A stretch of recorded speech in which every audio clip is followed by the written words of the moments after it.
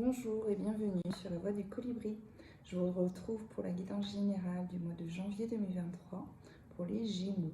J'en profite pour vous souhaiter une merveilleuse année 2023 avec tout ce qui va bien et plein de bonnes choses. On va commencer par le professionnel.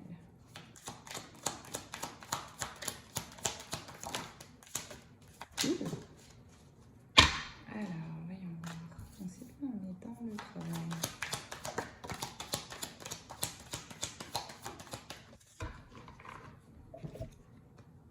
Ok. Alors, pour certains d'entre vous, au niveau travail, il y a cette notion où ça ne va pas forcément dans le sens où vous voulez. C'est en marche, mais pas aussi vite que vous voulez et pas dans le sens où vous voulez. Donc, il y a encore des petits réglages à faire pour que vraiment ce soit harmonieux et que ça ressemble à ce que vous voulez.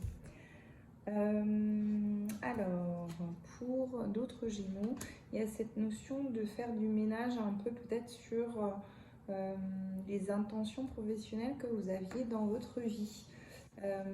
Peut-être qu'il y a certaines choses dans lesquelles vous vous êtes lancé et qui n'est pas forcément fait pour vous.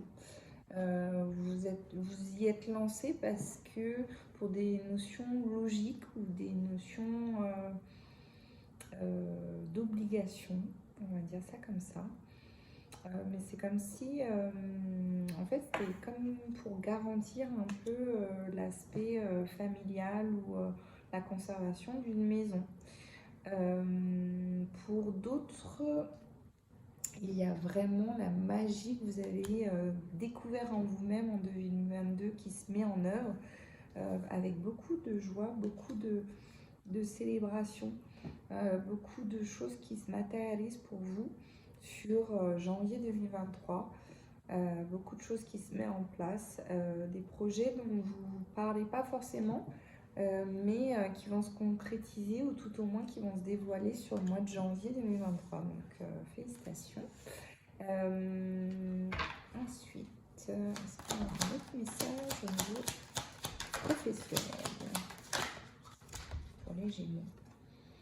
Alors, pour certains Gémeaux, il y a une notion de culpabilité par rapport à les choix que vous allez faire sur janvier.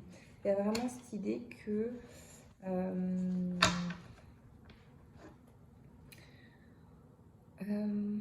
comment je pourrais dire ça?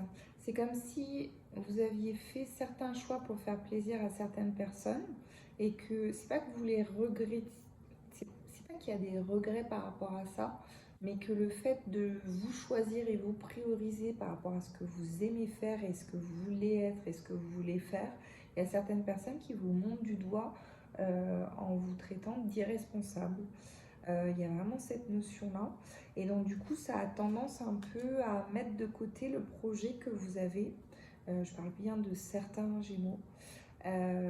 Et que ça a tendance à vous dissuader à mettre en œuvre vraiment le projet que vous avez et qui peut rapidement porter ses fruits. Alors là, il y a vraiment cette notion de faire attention à vraiment agir par rapport à vous et à ce que vous et à votre intuition et à ce que vous sentez être juste et bon pour le style de vie que vous voulez vivre et avec vos enfants, votre mari, votre femme, voilà, ce qui vous convient à vous et non par rapport aux autres. Voilà. Alors, pour l'aspect sentimental, pour les Gémeaux, sur le mois de janvier. La carte de la culpabilité, ça met beaucoup de jugement. Peut-être les jugements des autres qui vous impactent encore. Je reviens un peu sur le plan professionnel, qui vous impactent encore parce que vous avez vous-même un jugement envers les autres quand ils font des choses qu'ils aiment. Voilà, il y a quelque chose comme ça. Donc vous serez moins impacté si vous arrivez à régler cette histoire de jugement. Alors, le plan sentimental pour les Gémeaux.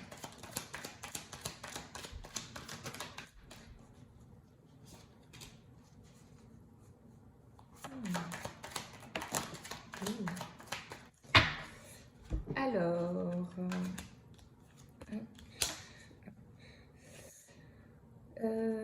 donc c'est la première. Il y a beaucoup, pour certains Gémeaux, il y a beaucoup de retombées positives par rapport à des décisions que vous avez prises au niveau amical, sentimental.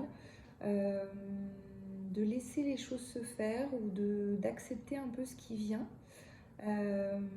Voilà, de mettre un peu moins la pression sur vous et sur la personne qui partage votre vie, ou aussi sur vos amitiés, d'être un peu plus relâché tant qu'à pas les ultimatums qui vous ont été mis, mais un peu, ouais, les ultimatums qui vous sont mis. Il y a un réel déblocage karmique. C'est comme si vous étiez passé à l'action par rapport à certaines choses, par rapport à certaines relations, en les clarifiant, en les apaisant, et que du coup, ça crée un déblocage karmique.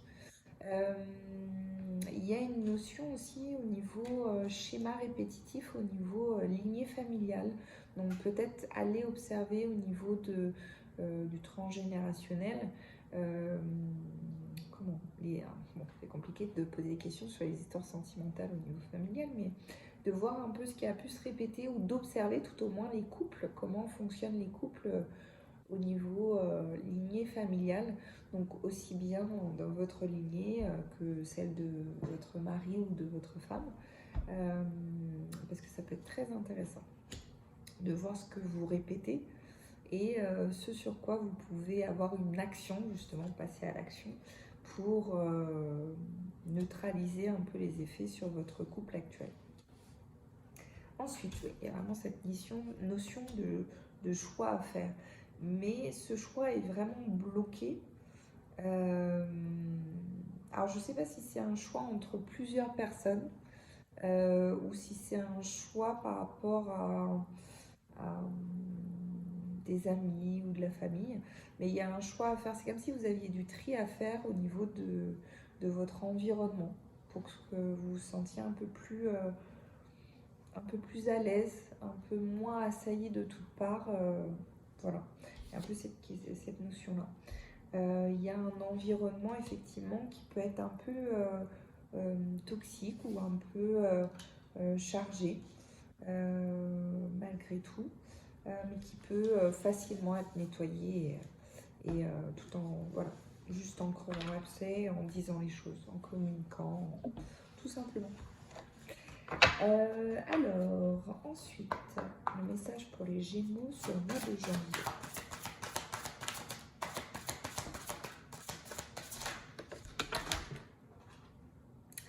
Alors, les ronces de l'injustice.